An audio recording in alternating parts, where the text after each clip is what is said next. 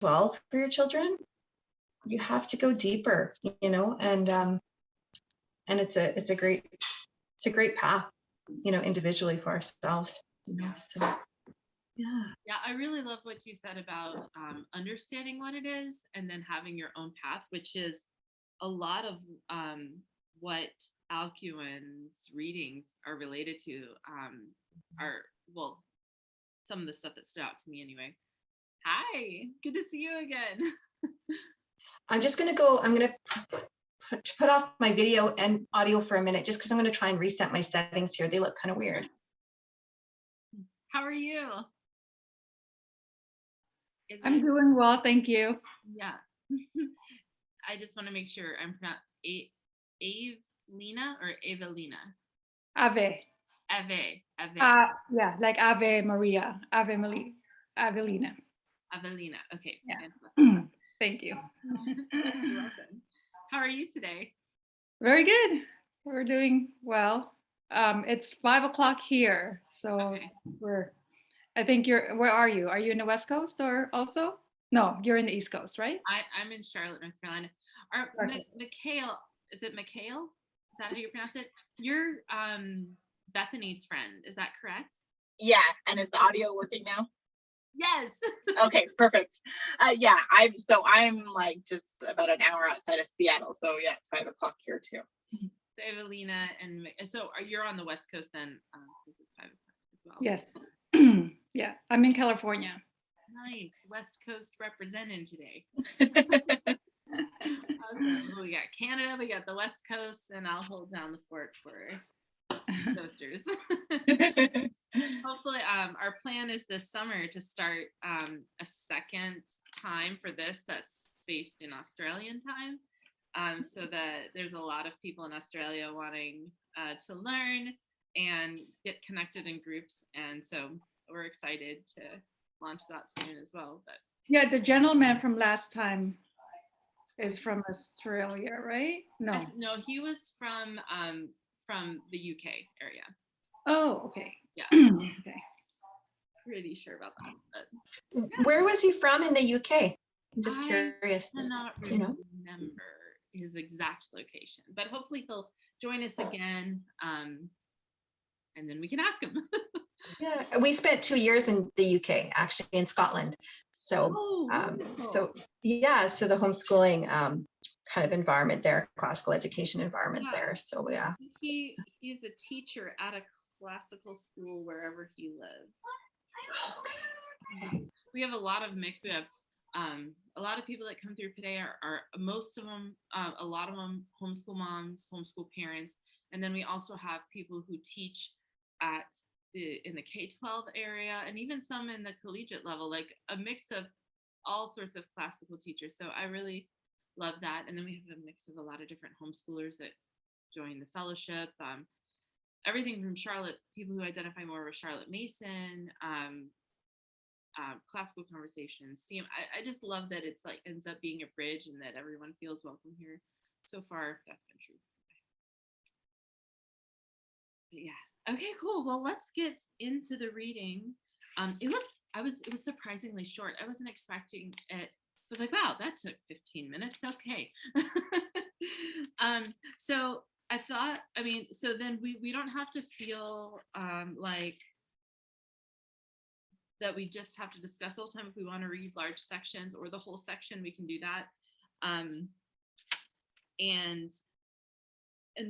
the main intention is we're wanting to know what these authors are saying about, like, why did Richard Gamble put them in here? What are they saying about being an educated human being? What are they offering to us and us seeking to understand that? So so establishing that first, taking one section at a time. Okay, what is he saying here? And then going from there, and allowing ourselves the freedom also to follow rabbit trails and explore and ask questions and be curious as well. So to begin, so Alcuin, I was super excited that Alcuin was coming up, mostly because some of the people that I really respect and learn from they talk about Alcuin a lot. You hear about, there's all these schools named after Alcuin, all these classical schools named after Alcuin. And I'm like, and as I read more of his history, it's not hard to see why.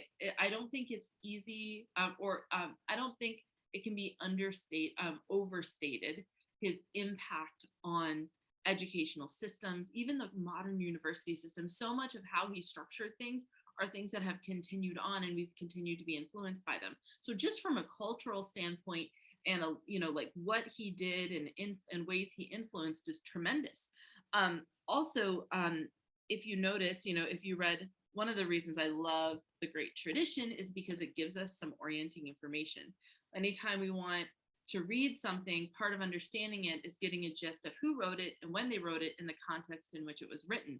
And Richard Gamble does that beautifully in his anthology right there for us. He introduces us to the author and the readings, and that is just gold. Anytime you can find that, you're like, that winning, this is good. So he does that. He introduces us to Alcuin, and the story that's told about Alcuin the most is when Charlemagne reaches out to him and is like, hey, educate my people. And he really just gives them the keys to of access to educating the nobility in that area. Let me turn this off.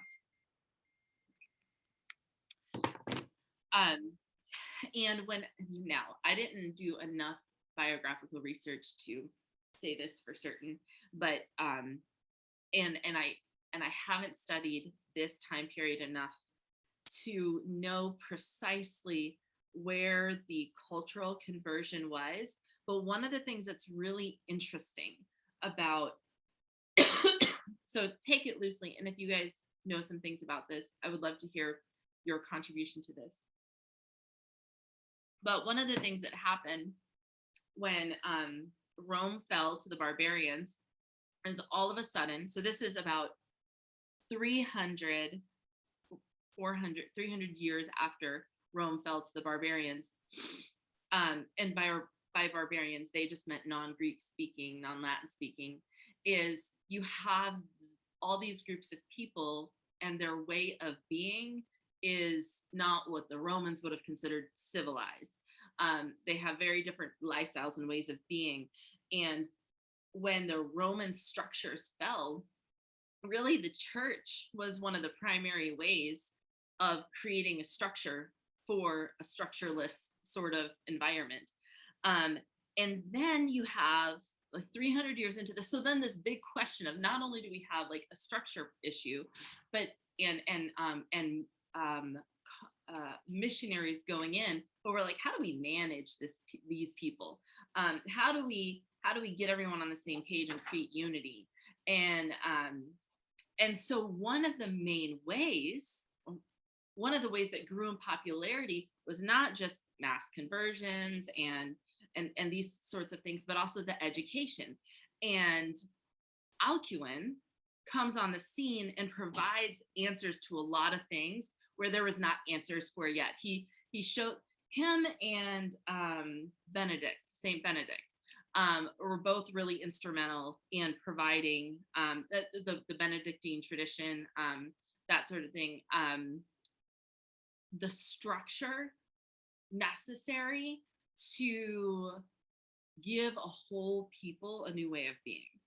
And so I think that's helpful feedback or information background, not feedback, background, as we listen to Alcuin's teachings, because here in the beginning, he says, he mentions,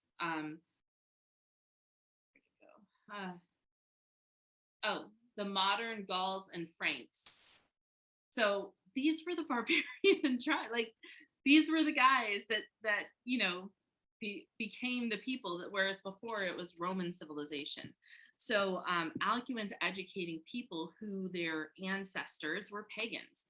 They were not Christian. They were not civilized according to Greek or Roman standards. So I think that, so this is the education then that Alcuin describes that he's introducing and being a part of carrying on this tradition to these people. Sorry if I reset things. Sometimes I will say things multiple times. my kids find it really annoying. So I'm assuming other humans find it annoying. They're like, Mom, you've said that. And like, just wanted to make sure it landed. But so, and did anything stand out for you in the background, or do you guys know anything else about Alcuin from your own studies and experiences? So I don't really know much about Alcuin until I started reading this, but this is one of my favorite time periods in history, is that period between, especially in Britain, between when Rome fell, and it includes the Normans, but I really like this Anglo-Saxon period. And so I really have enjoyed reading Bede before. And so to know that Alcuin was trained by him, I'm like, okay, I can see where this is going. So yeah, it's great. Awesome.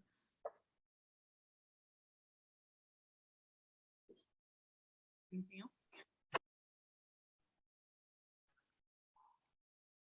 Yeah, I think what I knew about him before this is that he was instrumental in the Renaissance, Charlemagne, Carolingian Renaissance. And my question is this, when we are talking about classical education, which, you know, stems rudimentarily from the ancient Greeks and Romans and further back to the Hebrews. And then when they said that it was more refined in the Middle Ages, is this the period that we're talking about, or the beginning of it? That's a really great question. I think you definitely see signs of that. Now, I am not a scholar on Alcuin. I mean, so with the limit of what I've read of his, and we even see it in these readings, where he talks about the three schools. The music. Yeah. In the first letter, your holy wisdom should provide masters for the boys. This is page 247 in the second paragraph. Let there be separate spheres for those who read books, who serve singing, and who are assigned to the writing school. And I actually found a really good article, follow-up article, that I thought you guys might be interested in, where it talks a little bit more about this, but also just school English, classical schools in general. So it's a guy writing an article about this, but he has a section where he references this passage from the letter and then expounds on it a little bit more. And so in the research I did, this is really an organization that he created in reflection of the skills needed in the church. So the serve singing is chanting in the church. But I'm getting off on a rabbit trail, I apologize. But to answer your question, yes, you're seeing form being given to this. So the reading books is the grammar school. You were here when we talked more deeply about the liberal arts, right? Or were you here that week? Probably. Probably. This is my third one, so. Yeah. So you see reading books and writing. So writing is going to be connected more with rhetoric and logic, and then reading books is connected more with grammar. If you fit the skill set, and there's a really helpful chart in the liberal arts tradition by Clark and Yan at the back of the book. It has a really sweet, simple overview of these are the skills taught in each of these liberal arts. And the reading books is really this focus of grammar, how to read different kinds of books. So you're seeing that take shape. And he's also piggybacking on that grammar tradition anyway, because he mentions it and has written treatises on grammar as well. So it was happening before him, and he continues in the tradition and gives more shape to it. I see.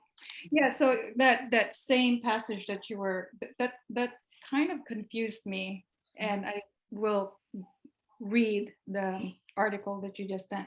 But at on first, page 20, on page 247, that same passage, the what is it? Let there be separate spheres for those who read books, who serve singing, who are assigned to the writing school.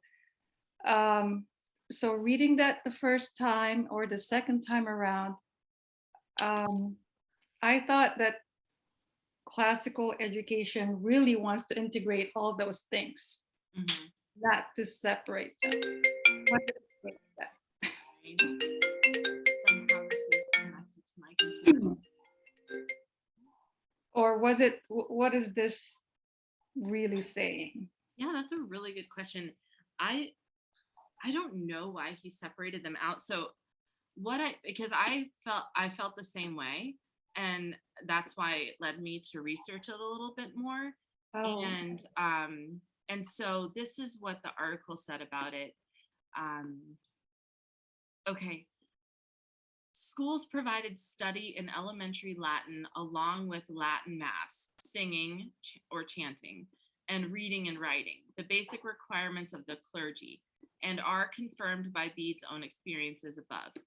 Sometimes the different activities were taught together in one place, sometimes they were separated into different schools.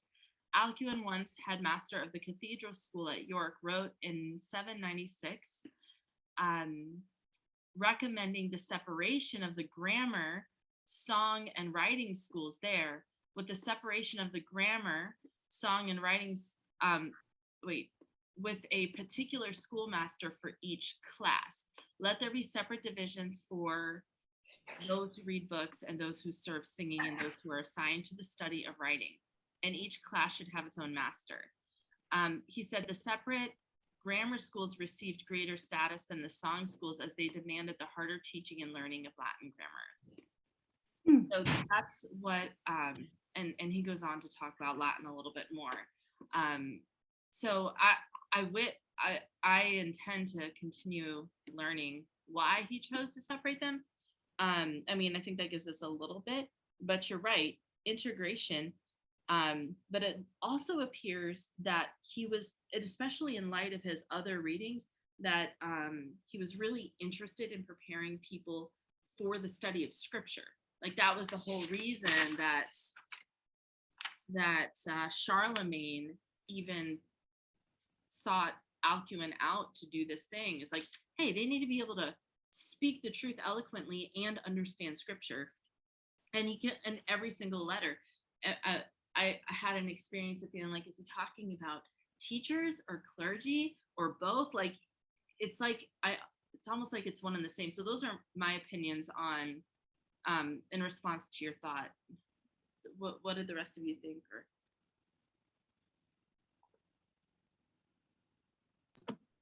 So it actually reminded me of, I'm just barely getting into this whole classical, and I feel like I've struck a gold mine. This is what I've been looking for my entire life. I feel like, so I'm super excited. But I've been reading Dr. Perrin's introduction to classical education, and he remarks on there how even though you have like separate classes, that the staff should be integrating it all together. And so that's how I kind of read it, is that yes, you have different classes for everything, but yet they're all going to relate to each other. You don't want to completely separate them out from each other. So maybe I was being influenced from what I read before, but it kind of made sense to me that you would separate them, but then have an overarching common goal. And in his case, it was to read scripture better. mm-hmm. I was just going to say that as you were speaking about why would they separate them out, and he talks about to provide masters for the boys in each of these areas. And back, like where in the Charlemagne letter, he says that they should teach and learn them according to his ability and the divine assistance. So I would think divine assistance is kind of grace, I guess. But and then in that second letter on St. Peter's School, it's very beautiful in how it describes a teacher. And I was thinking, well, maybe as we, it's important to not specialize to the sense that we don't understand or grow or learn in any of these other areas, but they're masters in them all. But we do have like a disposition towards one, maybe, let's say. And that's where, like, when he uses beautiful things like drench your senses with nectar, and or that they're like the shepherd, right? And I think, whoa, I don't know if I could do that in all areas. Do you know what I mean? Like there's always, I think for myself, there's like a tendency towards maybe one or two, and those are, maybe that would be more profitable, not in a bad way, but more of a master embodiment of it when it actually pertains or is more alive in who you are as a person. And maybe that's what he was thinking of, is that for these boys to really catch the fire, right? They need to have a master who is on fire for that specific area, but not be ignorant or too specialized, and not, because when I read master, I would think not just a master in that one subject, let's say like grammar or the chant or or the writing, that they would have to be a master of them all, but they would have a, does that make sense? Am I making sense that way? Yeah, that's what I kind of pulling from the three of them. I thought, well, that's interesting that the first one was talking a lot about what our vision is, and the second one was talking about what that vision looks like, right, in a poetic sense, and the third one looks more like the practices. How do we actually do that? So that's kind of what I thought. Yeah. How is that landing for you? Oh yeah, thank you. Yeah, that's very well said, explained. Thank you. Well, and I think, Mhm. oh, go ahead. Oh, another, what came through my mind also when you ladies were talking about earlier is, he emphasized good learning and grammar so that you'll be able to interpret the scriptures better. And it's interesting that he actually produced an edited version of Jerome's Bible. That made me giggle. So I was like, is is he trying to make a jab on the original grammar police? Okay. Anyways, that's just a side comment, but I noticed the same thing. Well, and what you brought up, and then everyone's responses, makes me think of the question, what is integration? Because there's a lot of people that talk about integration, and their answer to that produces a variety of curriculum and ways of organizing books. So what is integration? What do you think? What comes to mind when you hear, what makes something integrated? Is it the fact that there's it's a unit, it has the same theme, or yeah, what do you think about that?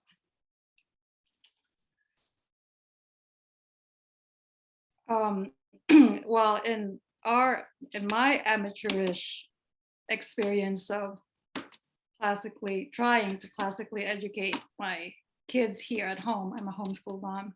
Mm-hmm. So what I've seen about integration as practiced, or from curriculums that I look at, that describes itself classical, is that, for example, when you're teaching history, you can also gather artworks, pictures to talk about, whatever history period you're talking about. Or like what you did last time, Jennifer, when you opened our discussion with a picture study, for example. So having, fine arts, looking at beautiful arts and talking about history, or even when you're teaching science. I think I heard this from Dr. Perrin or somewhere in that group, that when you're talking about science, you bring in classical music to have you imagine a better picture of what the atoms are doing when they're combining. Mm-hmm. And also incorporating poetry in your teaching, maybe starting out incorporating excerpts or um, speech excerpts or whatnot into your history lesson or or science natural or natural science lessons or whatnot. That's how we're experiencing it here at home. Very cool. Yeah. Okay. Thank you. What else? What else comes to your? And what are the possibilities of it? I'm not. I don't have one particular definition or concept in my mind. I'm just putting it out there because I'm curious about it. How do we all think about what integration is and what are the possibilities, especially in light of the question we posed that was posed earlier?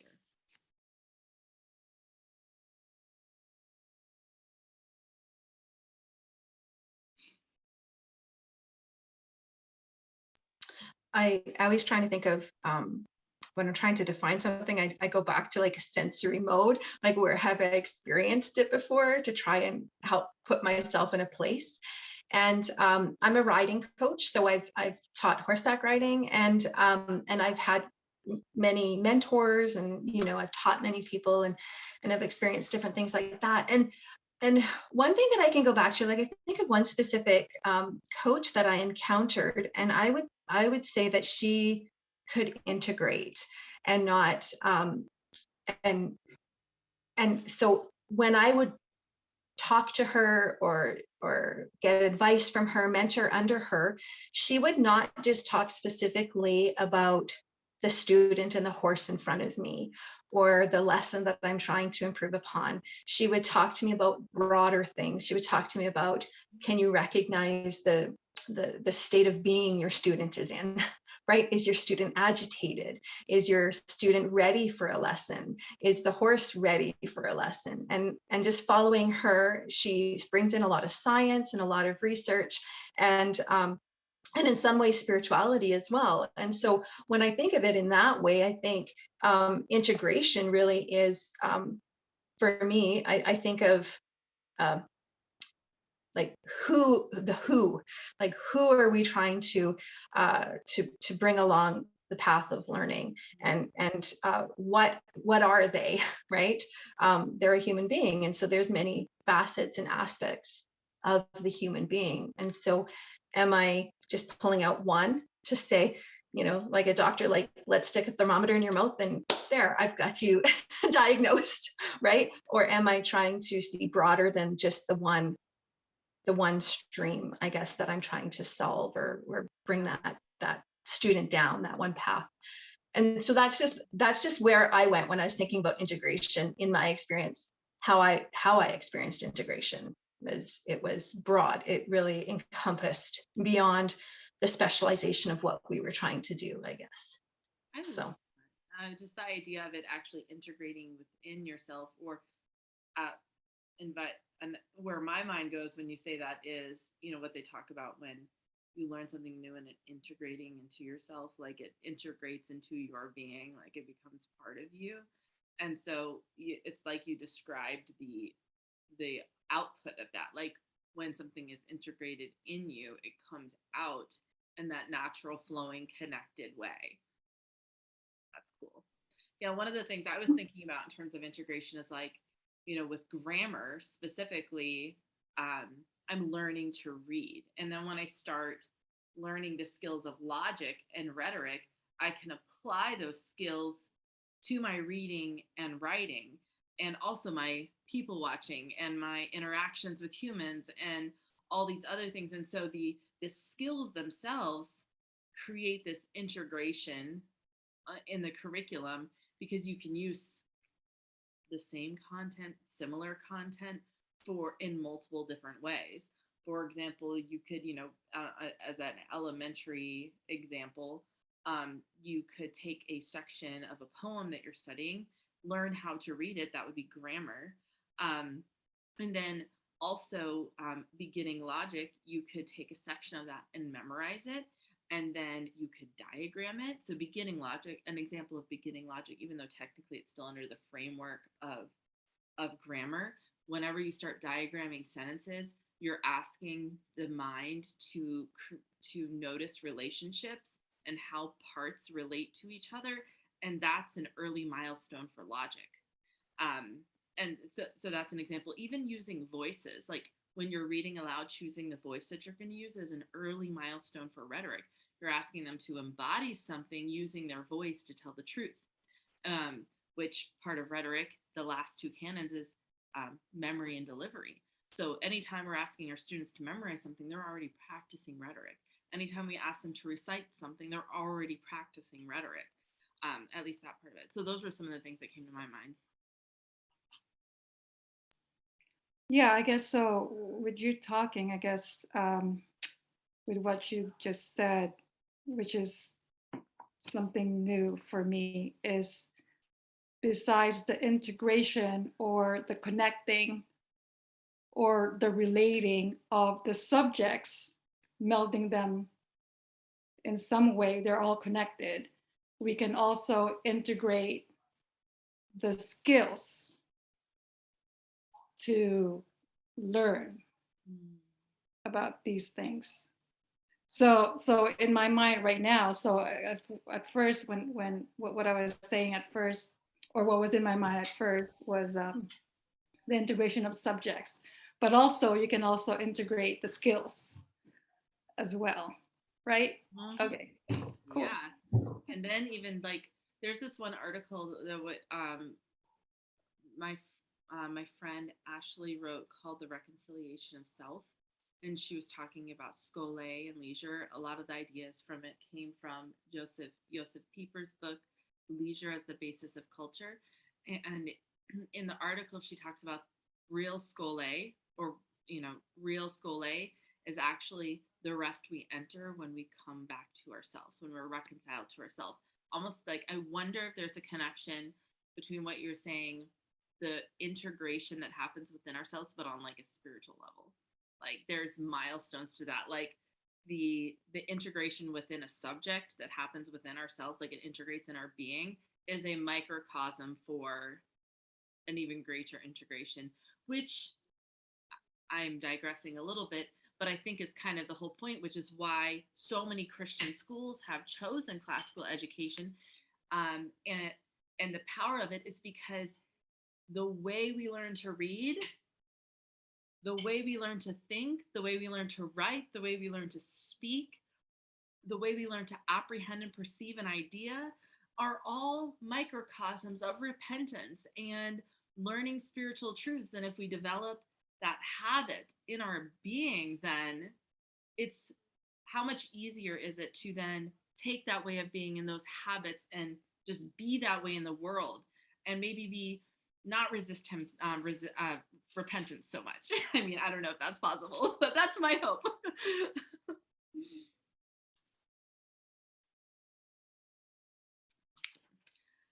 That was a fun rabbit trail. Integration. Oh man, so many good ideas. Okay, so the first reading was actually a letter Charlemagne wrote to influence one of his people to take on and implement and grow Alcuin's way of doing education. What are some things that stood out? Well, first of all, what do you hear him saying in this section? And we do have enough time. We could read it aloud if y'all would want. Would you like to? Does anyone want to read? Does anyone enjoy reading aloud? No pressure. You don't have to. Okay. All right. Well, I don't. Do you guys want to read it together? I don't mind reading it. Okay, I'll read it. Charles, by the grace of God, King of the Franks and of the Lombards, the patrician of the Romans, to the Baugulfus abbot and his whole congregation and the faithful committed to his charge. Be it known to your devotion, pleasing to God, that in conjunction with our faithful, we have judged it to be of utility that in the bishoprics and monasteries committed by Christ's favor to our charge, care should be taken that there shall be not only a regular manner of life and one comfortable to holy religion, but also the study of letters, each to teach and learn them according to his ability and the divine assistance. For even as due observance of the rule of the house tends to good morals, so zeal on the part of the teacher and the taught imparts order and grace to sentences. And those who seek to please God by living aright should also not neglect to please him by right speaking. It is written, by thine own words shalt thou be justified or condemned. And although right doing be preferable to right speaking, yet must the knowledge of what is right precede right action. Everyone, therefore, should strive to understand what it is he would fain accomplish. And this right understanding will be the sooner gained according as the utterances of the tongue are free from error. And if false speaking is to be shunned by all men, especially it should be shunned by those who have elected to be the servants of the truth. During past years, we have often received letters from different monasteries informing us that at their sacred services, the brethren offered up prayers on our behalf. And we have observed that the thoughts contained in these letters, though in themselves most just, were expressed in uncouth language. And while pious devotion dictated the sentiments, the unlettered tongue was unable to express them aright. Hence, there has arisen in our minds the fear lest, if the skill to write rightly were thus lacking, so too would the power of rightly comprehending the sacred scriptures be far less than was fitting. And we all know that though verbal errors be dangerous, errors of the understanding are yet more so. We exhort you, therefore, not to neglect the study of letters, but to apply yourselves thereto with perseverance and with that humility which is well pleasing to God, so that you may be able to penetrate with greater ease and certainty the mysteries of the Holy Scriptures. For as these contain images, tropes, and similar figures, it is impossible to doubt that the reader will arrive far more readily at the spiritual sense according as he is the better instructed in learning. Let there, therefore, be chosen for this work men who are both able and willing to learn, and also desirous of instructing others, and let them apply themselves to the work with a zeal equaling the earnestness with which we recommend it to them. It is our wish that you may be what it behooves the soldiers of the church to be, religious in heart, learned in discourse, pure in act, eloquent in speech, so that all who approach your house in order to invoke the divine master or to behold the excellence of the religious life may be edified in beholding you, and instructed in hearing your discourse or chant, and may return home rendering thanks to God Most High. Fail not, as thou regardest our favor, to send a copy of this letter to all thy suffragans and to all the monasteries, and let no monk beyond his monastery to administer justice or to enter the assemblies in the voting places. Adieu. Okay, what do you hear him saying?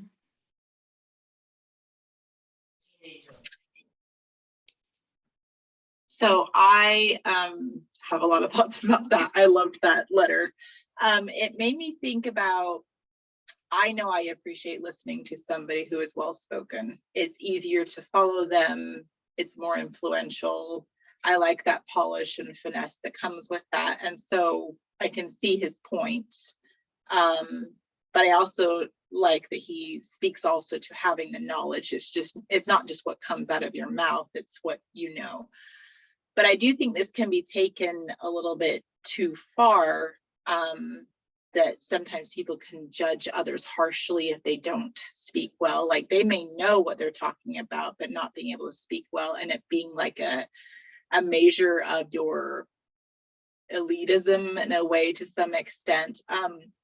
And so in reference to this, actually, it's at the top of page 244, one of Alcuin's quotes that I just loved. He said, "It is easy indeed to point out to you the path of wisdom, if only ye love it for the sake of God, for knowledge, for purity of heart, for understanding the truth, yea, and for itself. Seek it not to gain the praise of men or the honors of this world, nor yet for the deceitful pleasures of the riches. For the more these are loved, so much the farther do they cause those who seek them to depart from the light of truth and knowledge." Mm-hmm. And I just loved that warning that it is so important to be knowledgeable and to be educated, but to be doing it for the right reasons and not to put yourself above other people So that's how I saw that Mm. whole section. Yeah, that's really interesting. The same thing stood out to me, because what I heard him saying was that it's important to speak well because that's connected to your what I feel like he's saying is that's connected to other people's ability to understand you or accept what you're saying. But he also is making a connection between someone's ability to speak and understand, almost as if them being able to speak well is evidence that they have understood. And I think it raises a really important question: is there a connection? And if and then where are the limits of that? And when I mean, and I understand what you're saying, because I have a nephew who has Down syndrome and he has a speech impediment. So he will the level at which he understands, he will never be able to say in a way that other people understand very well, except for just his close family, because we're used to how he speaks, especially his mother. His mother can understand everything that he says. But I do think it raises a really important question. And it raises so many questions in my mind. I'm going to pause there because.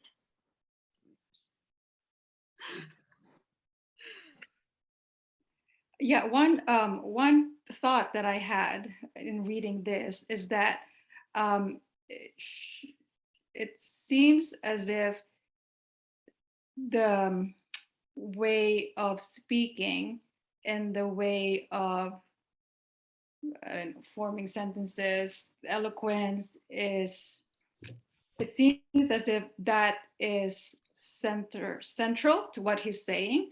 But I also remember that grammar is, in this context, in the classical education context, is not just being able to form sentences correctly or say it correctly.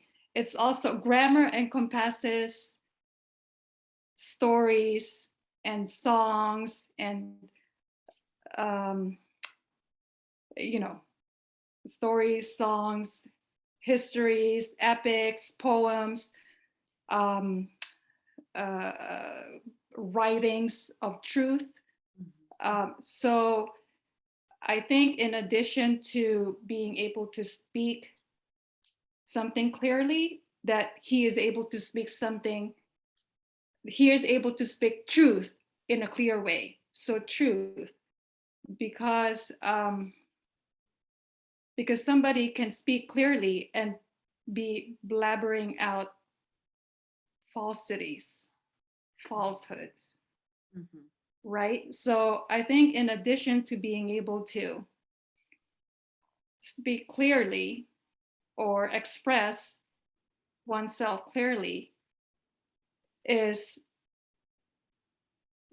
also speaking the truth clearly. Yeah.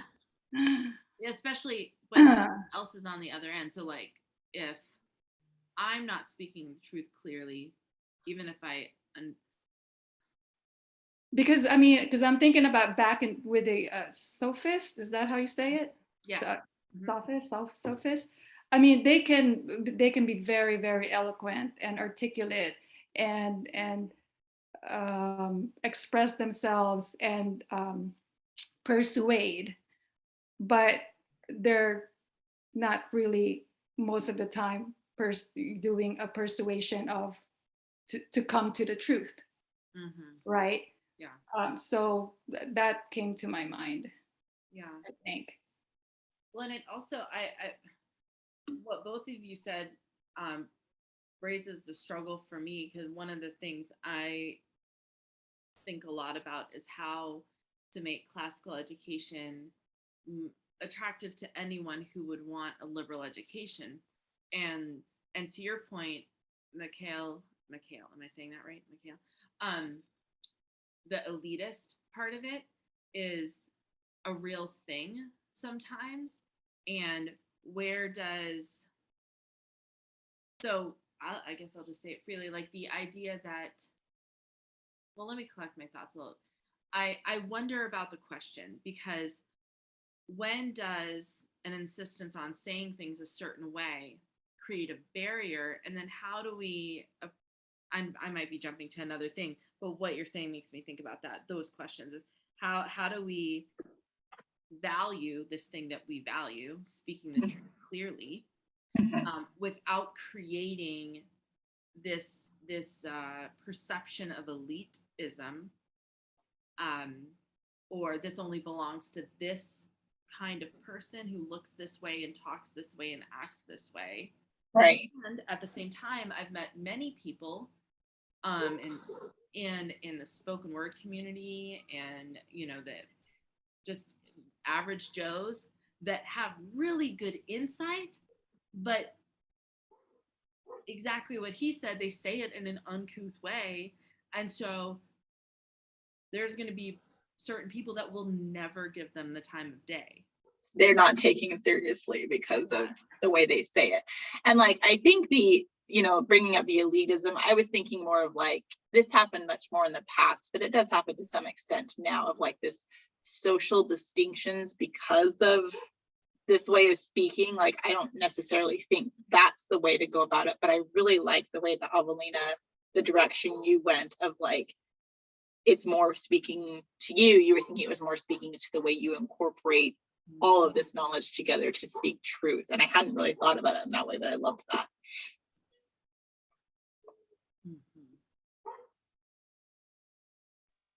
Yeah, this really fascinates me because like I go back to the paragraph where he was talking about receiving letters from the different monasteries, informing them of their pious devotion, but the letters were unable to express it rightly, right? So the community wanted to express this outpouring of love, right?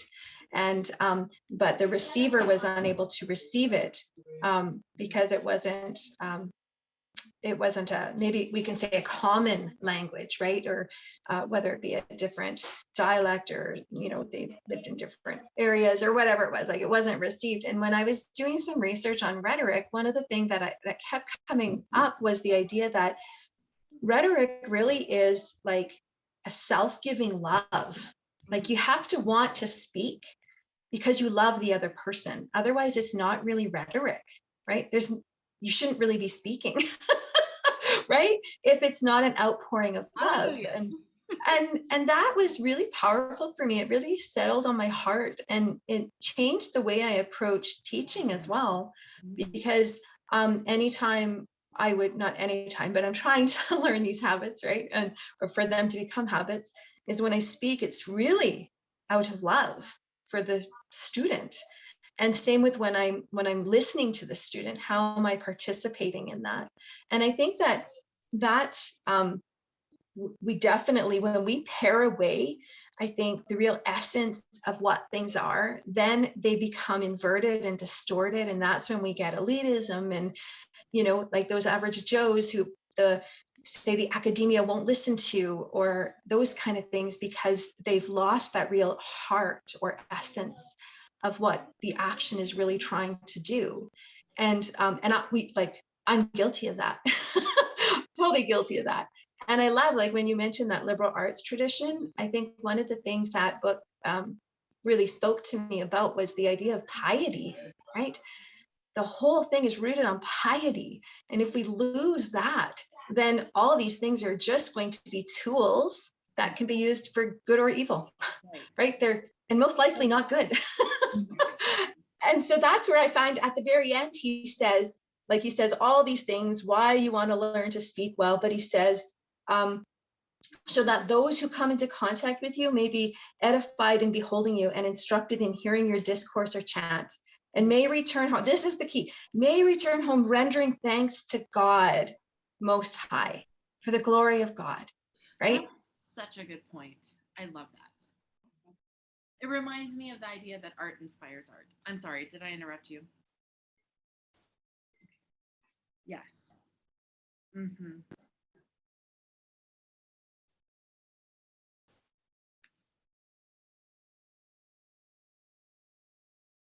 That's a really good quote for the whole section.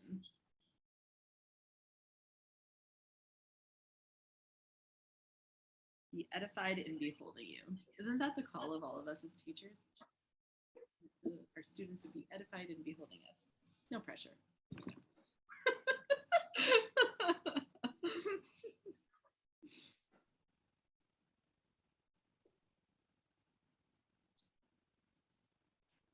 Mhm. Oh, just a comment on the common theme that common theme that I noticed in reading the whole Alcuin portion. Whoops. Oh, there you are. Yeah. Okay, is the theme of irrigating or irrigation of the minds. And it reminds me, and I guess it makes sense, of C.S. Lewis's when he said, That I thought of that same. yeah, when he said, the task of the modern educator is not to cut down jungles, but to irrigate deserts.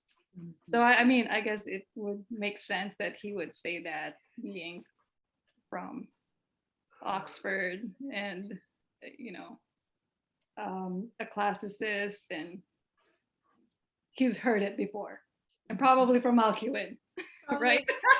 I thought of the same. Like, I wonder if that's where C.S. Lewis got that idea.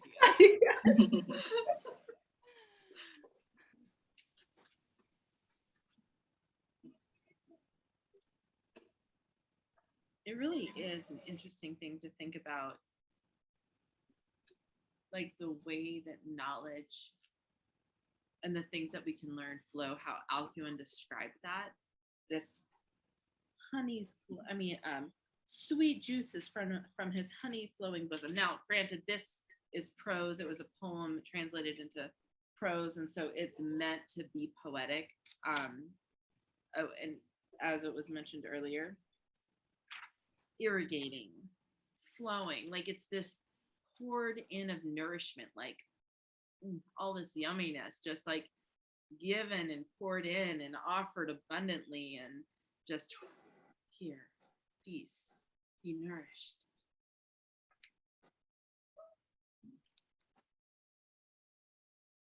What kind of picture?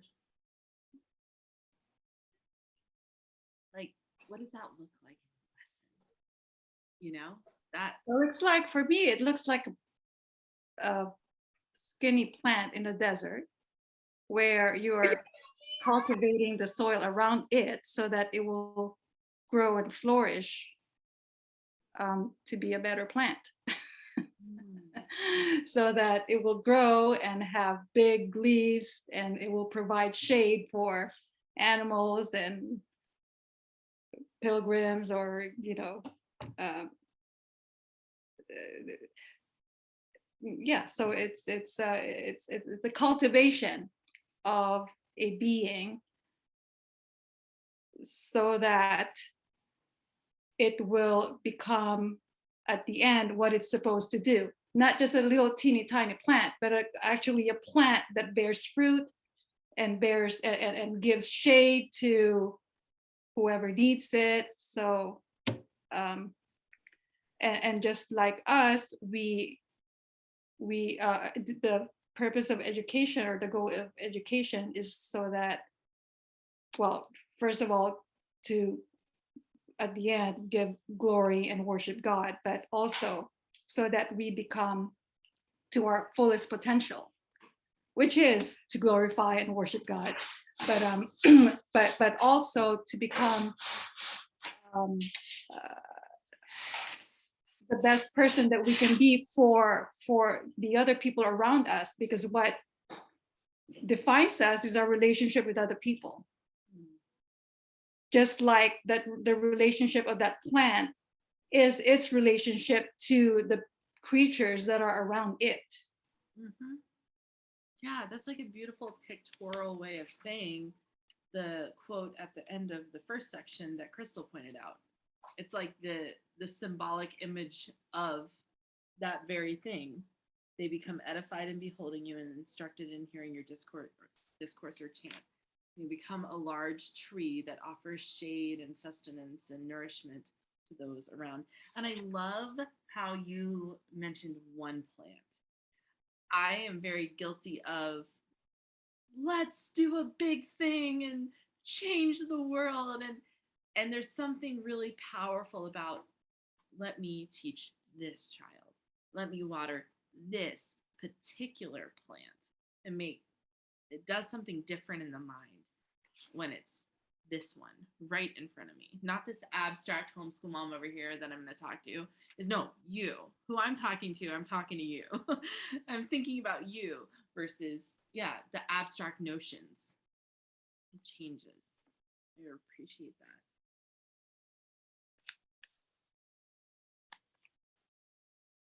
Yeah, I was just going to mention, like in the introduction of this book, he says, like in that in the last paragraph of the introduction, he says, no, who said this? Albert J. Nock, I think this is a quote from him. He says, "We can do nothing for the great tradition. Our fidelity to it can do everything for us," right? And I love that because, like, when he's talking about his who the teacher is, right? Here he's often he drenched your senses with nectar. Well, that can't happen unless he has nectar, right? Like the teacher always has to have these things in order to be able to, like the juices from his honey flowing bosom, like that has to come from the teacher, right? The mentor, the person that's leading them. And I like that, because I think that's one of our greatest downfallings as teachers, is that we forget that when we're empty, we're not really doing a good job anymore. I remember that. It's really evident in my life when that happens. So I love how he poetically just yeah, it lifted my spirits when I read that. I thought, oh, that's what I want to be. I want to be so full that it's just overflowing, and my students can just drink it in because they want to, right? It's the learner's job to drink it in. I can't force it down their throat, right? So that was just my own little thought on that. That's so good. I think that's why Charlotte Mason would require that her teachers took a certain amount of time off and spent a certain amount of time in nature themselves individually. It was a requirement for her teachers. And actually, the last letter, I know it's just a paragraph, but it says, "He who does not learn cannot teach." That was the main thing that stood out to me in that letter, because you're absolutely right. And my belief on what it takes to be a master classical teacher, I believe that being a master classical teacher is being a classical student out loud in front of your students, externalizing that internal process of being a student in a way they can see you doing that and then imitate it and practice it themselves. I am 100% convinced of it. And so the work really, because we're learning of a classical teacher, of any teacher, is how do I notice the process that went on inside of me to learn this thing? And then how do I externalize it so somebody else can do the same thing? And so so being present, being mindful, being attentive to our own learning. And then back to what we're talking about, being able to communicate it clearly.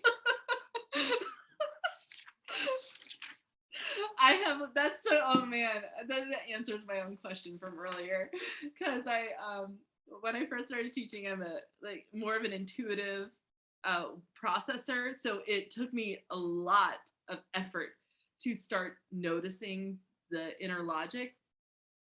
But it was easy for me to teach people. I could be like, "Oh, you know what I mean? You know what I mean?"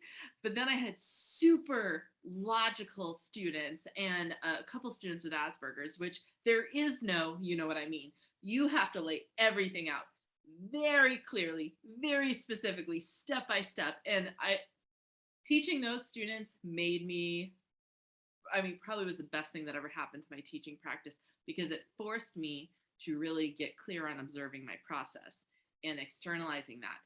I mean, just as a teaching exercise, if you want to like really grow in your teaching, just choose one thing and start observing your inner logic for how you do a thing and start writing it out. And eventually what will happen is you'll begin to see a pattern, and then you'll be able to teach that pattern and show that pattern and name that pattern. Be like, oh, when you do that, then you're going to go to this step and then this step. And when you get to this step, it's going to feel this way. You might come up with these problems, but because you've noticed your process, you felt it, and you can name it, now you're a master teacher because you can coach them around the nuances of that process because you've named it. You know what it feels like to move through it. So you mean rather than having these internal dialogue in your head, or trying to go through something logically in your head, because that's what you've been doing, or that's what we're used to doing. I mean, I'm not used to teaching somebody else, but when I'm solving something, when I'm trying to solve something, I'm going through it in my head, and I'm not verbalizing it out. Yeah. So you mean externalizing it is when you verbalize it, and you verbalize it clearly so that your student will understand it or will follow you. Yeah. And of course there's pitfalls to that. I mean, there's a difference, like when we're still in process of naming it, the way we verbalize it can sound a lot like verbal processing, which can be confusing for a student, especially if they're younger. If they're older, they can handle it as long as you preface it with, I'm going to verbal process this for a minute, and so there is your own kind of milestone in discovering that. But yes, it is getting it out of you. If verbally processing it, writing it out, thinking about the pattern, writing it down, yes, all of that. But then also, and this is where vulnerability comes in, is I'll give a specific example. Well, I'm even doing it right now with you guys. Like, there are certain parts that I was a little embarrassed. Like, once I started talking about it out loud, I was like, oh, I didn't say that very well, because I was still in process of it. But what I was trying to do is express my wonderings. What did I notice? What did I wonder? What does it remind me of? Because those are the three ways we can really notice things around us. So the best thing I can do is do all of that out loud in front of you guys. Some of it lands, some of it doesn't. That requires that I'm okay with looking a little silly sometimes. And so I do think that's the cost, is that we have to be willing to not always have it right, to be able to, you know what, never mind. Forget that question. and that will also be part of it. As you externalize it. So there's the externalizing your own thinking and wondering about a text. And then there's also the externalizing of the process. So when you're talking about a skill, like my process of reading this book, like what do I do first? What do I do second? What do I do third? And then being able to share that with my students. And then there's also, like I said, the process of thinking aloud in front of as well. Is that distinction clear? Yes, and yeah, it's true. Sometimes all the time, when I'm trying to express something, when I'm teaching to my kids, they see me struggle. Like they see me. Maybe I'm feeling myself struggle. And so it feels like they're seeing me struggle. Yes. Oh my God. So I guess that's the vulnerability part of it, right? Yeah, absolutely. Yeah, I think, yes. I also think that we feel the struggle more than they feel it. Like, I don't feel like they are like, oh my gosh, she doesn't know what to say this second. Everybody, we need to just go get a different teacher. I don't think kids actually say that. I think they thrive off of authenticity. They know when you're being authentic, and they want their questions answered, especially if it's like, how do I write this paper? Like, equip me to do the things. But yeah, that's such a great point. And that's also amazing self-awareness to notice that that what's happening inside of you, because a lot of the mastering, our practice of teaching, really is connected to our own awareness of ourselves. Like the more aware of ourselves we can be, the more we can notice the internal process. The more, all self-awareness is all, it encompasses all of it. So anything we can do to cultivate that and honor that, really good for a teaching practice.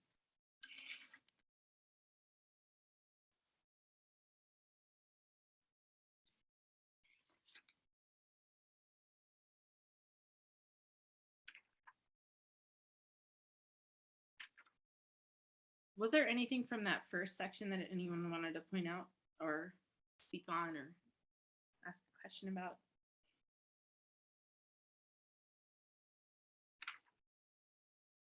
The next big section is the prose translation of a poem by Alcuin, and in the poem it pays tribute. He's paying tribute to his beloved teacher Albert, which I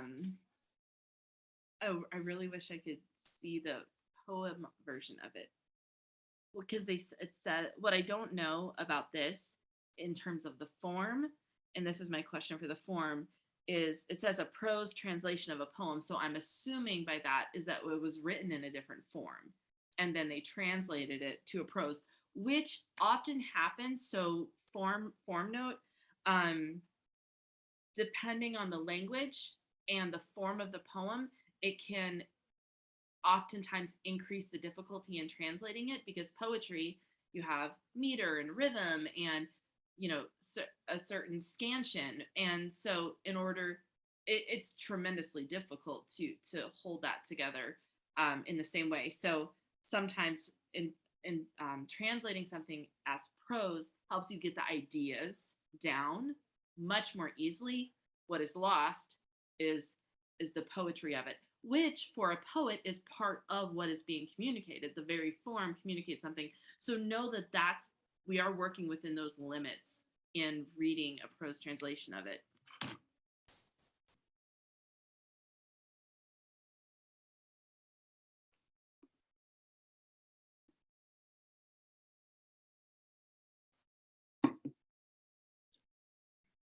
What stood out to you all? I know we mentioned a few things already. Okay, I love the, oh, sorry. All right, go ahead. I was just to say, I love this quote where it says, in the second or third paragraph, it says, fairest philosophy took him from his very cradle and bore him to the topmost towers of learning, opening to him the hidden things of wisdom. I love that, because I've often, I used to limit philosophy to academics, right? The idea that philosophy is something beyond, the average person. And I think, that's kind of a byproduct of our culture too, right? And so I love that, because in the last 6 months or year, I've realized just how my little ones are philosophers. Like, they just come out with the most fascinating things. And it's through the study of going through that liberal arts tradition book that I came to realize, wait a minute here, like this pathway starts from the cradle. And I've been denying that. Like, I have been putting on these blinders and saying, well, we're not there yet. Kind of getting in the motor stages and that kind of thing. And so I love that quote. It really, I guess it just encompasses what I've experienced over this last year, with humbly acknowledging that, from the cradle, we are philosophers, and yeah, that was just something that really struck me in this one. Yes. Have you heard us talk about the 5 realms of classical teaching before, and the philosopher role? So I love that you said that. So 2 things about the philosopher. First of all, this comes after Boethius, and he mentions Boethius in the accolades at the end of this letter, and or prose. And Boethius's consolation of philosophy is Lady Philosophy, and Boethius Lady Philosophy nourishing and correcting Boethius' perspective on some things through philosophy. So when I read that, I immediately thought of Lady Philosophy, because that's exactly what she does. And I'm like, the first thing I thought of, I'm like, I bet he was influenced by Boethius here, and that work. The other thing is to your point, I love that you saw that as well, because when I teach people how to teach, I break up all the roles that we can lean into 5 categories, and the first role is the philosopher that we can lean into and be. We can be a philosopher, and it's marked by curiosity, and that's what children are amazing at. And what's interesting about curiosity is that it is a form of surrender, and so it requires trust. And so children are so much more easily just able to just trust and just, now not always, if children are in hard home situations, maybe that's difficult for them, but typically the natural state of a child is to be trusting and to be curious and to be open. And that's the nature of a philosopher, to wonder openly and widely without, with reckless abandon even, and to allow ourselves to do that is tremendous. And so much of the world opens up to us when we allow ourselves to do that, and then we create learning environments that allow our students to be able to do that as well.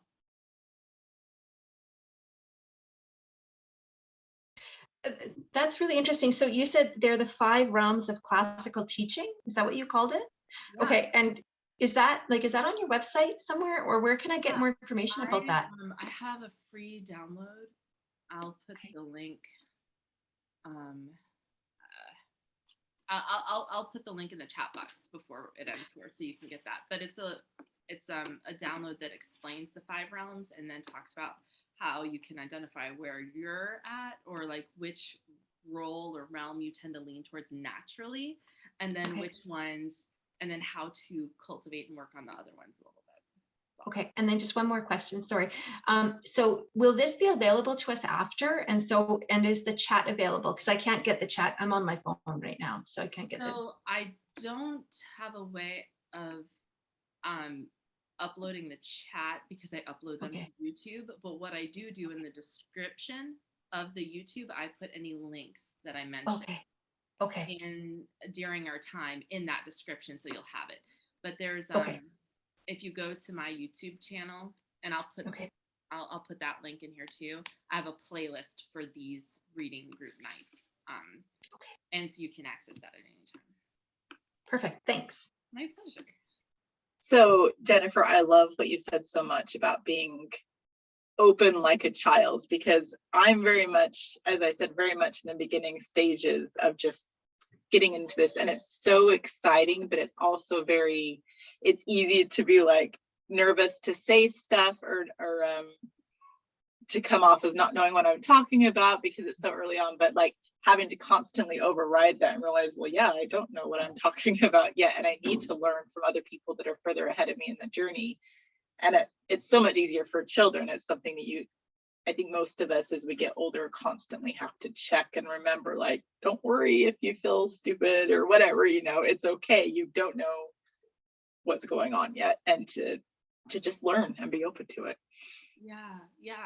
I mean, there's a time and a place for knowing what's going on, but it's not when we're being the philosopher. The whole point of being the philosopher is that we acknowledge we know nothing, and that we're open to discovering.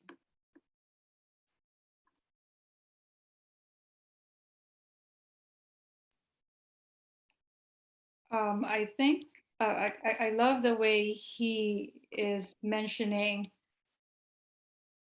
the liberal arts here, the arts themselves here. I mean, like in the second paragraph on the top of 246, where he talks about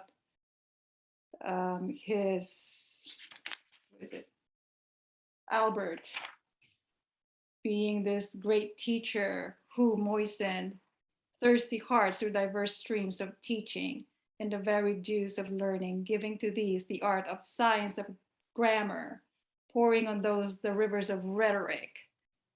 Some he polished on the whetstone of law.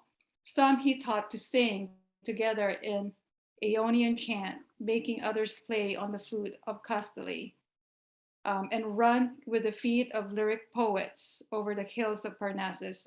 Others, he said, master, made to know the harmony of heavens, astronomy, right? Mhm. So Yeah. he's actually enumerating the liberal arts, it Yes. seems like to me. Oh, great noticing. Yes, I noticed the same thing. Well, beautiful descriptions of it. What was your favorite description? um,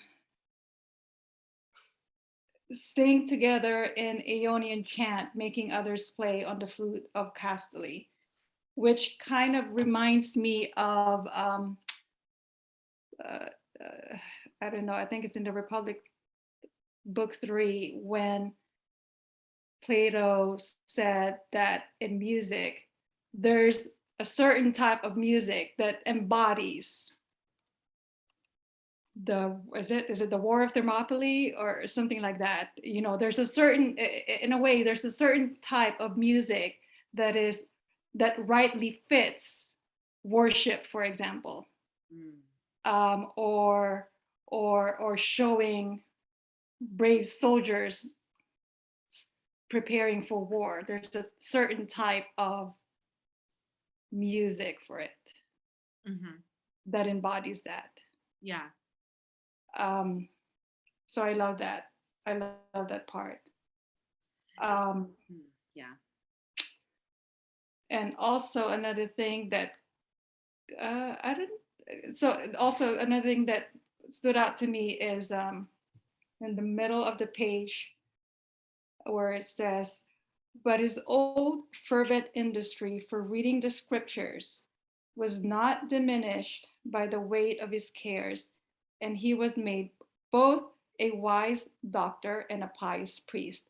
And it made me think of Philo, Mhm. when he was lamenting how the weight of him being a statesman Mm. pulled him away from being a philosopher. So I was like, okay, that's the opposite of Philo. Um, um, so that's another thing that came to my mind. And then the last part of it where he is saying all these men or all these prior teachers that Albert got his wisdom and knowledge from, and now he's teaching it to his students. That made me think of the Paideia of education, right? That he got that education and his piety of the prior teachers above him or who came before him. And now he is imparting that knowledge to his own students. Yeah, that's so good. This section would be a great section to begin a teacher training on, or even as a reflection for yourself, to like really line by line everything that you were just saying, and then just like meditate on it. What does this imagery tell me about this liberal art and the way of being that's connected with that liberal art? What does the imagery open up for me, and how to view it and how to think about it, even how to feel about it? I love that you pointed that out. Yeah.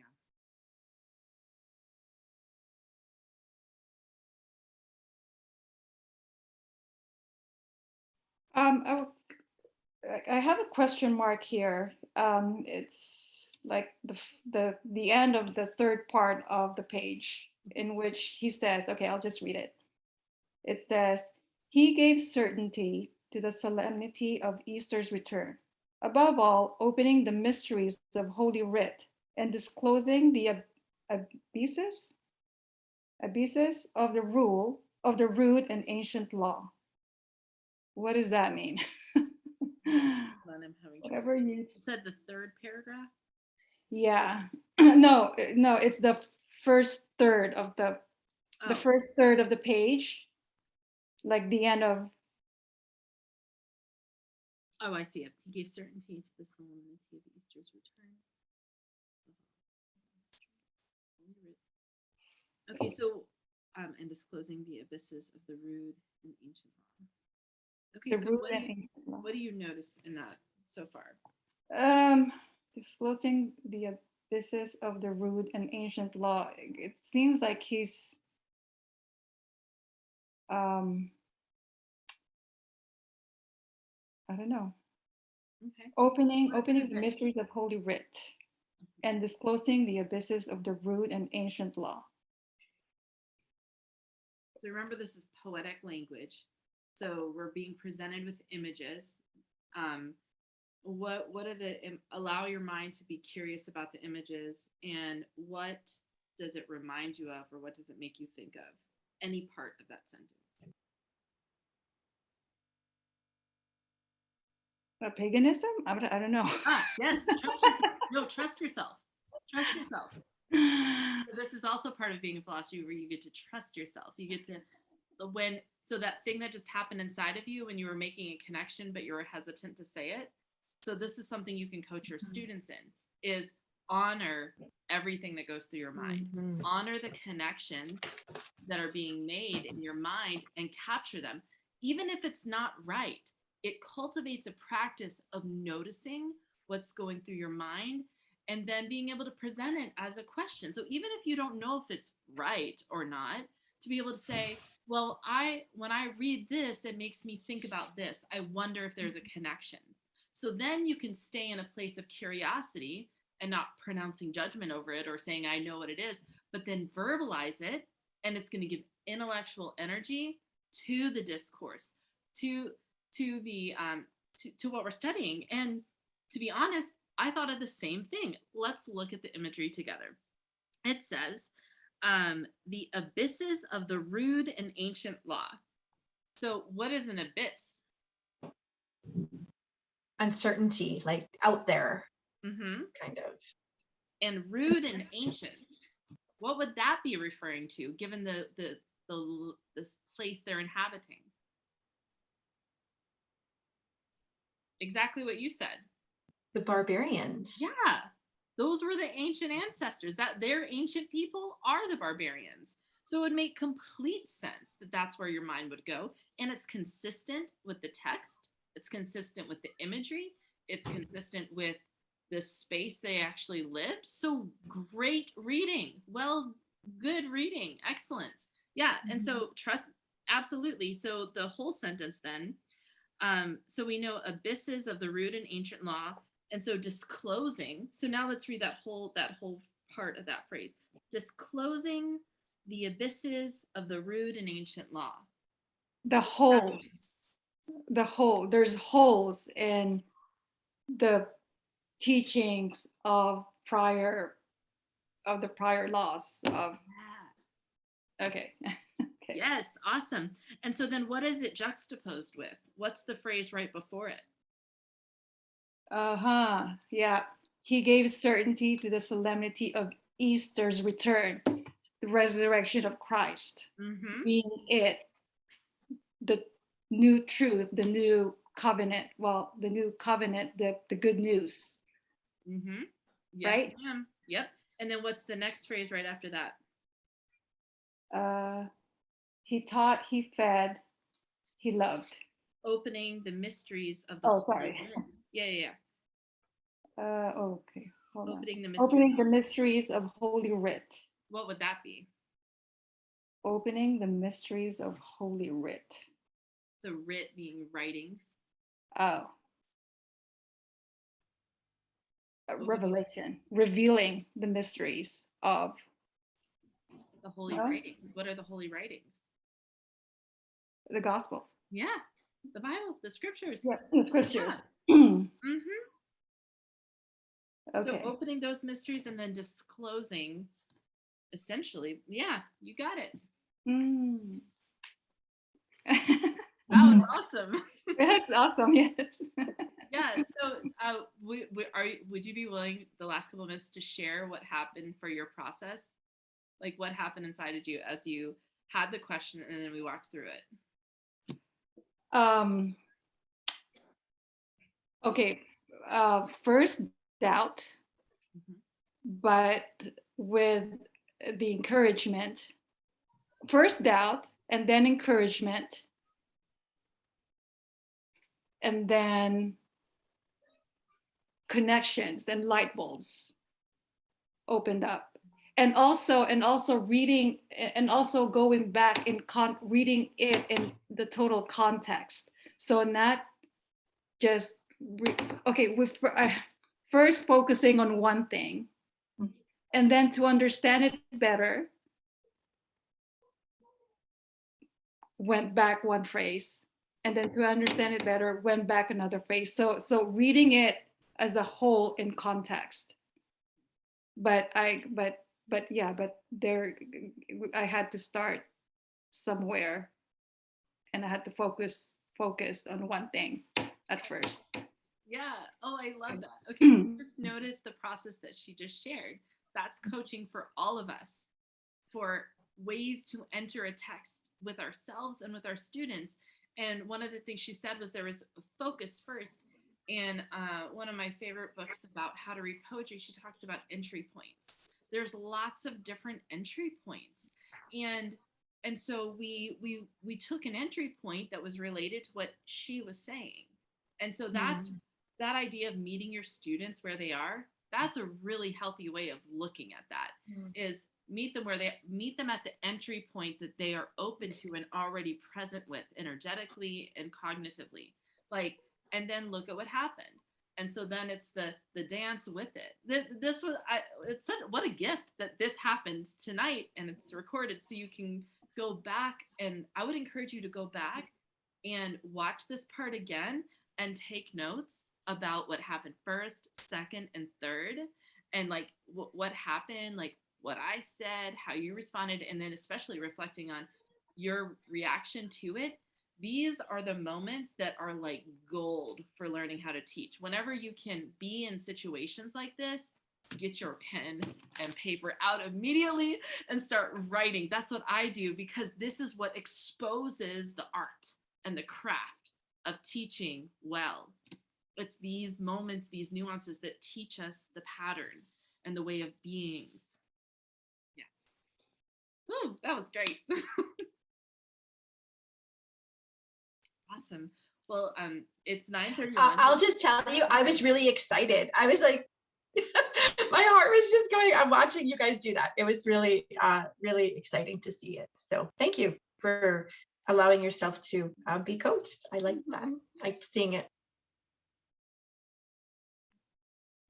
Yeah, thank you for being willing to go on that journey with me. Do you guys have any final thoughts or questions? I'll be rewatching that part, definitely. Taking notes.